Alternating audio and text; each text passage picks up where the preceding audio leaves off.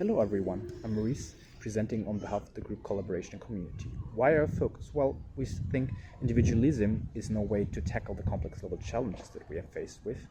Changing habits mainly succeeds within communities, and we don't see a VU-wide community feeling yet. So we want to create collaboration within the VU and externally. So here are our 5 decision points. First, we want to create a more sustainable faculty, department, or school competition.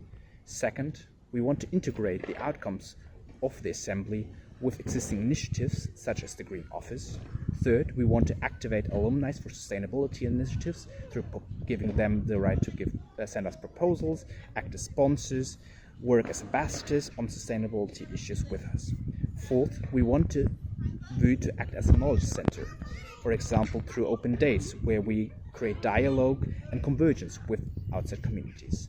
And fifth, the VU, through, for example, citizen science initiatives or community learning initiatives, should act as a science shop to co-create and collaborate on sustainability with our neighbors and other communities outside of the VU.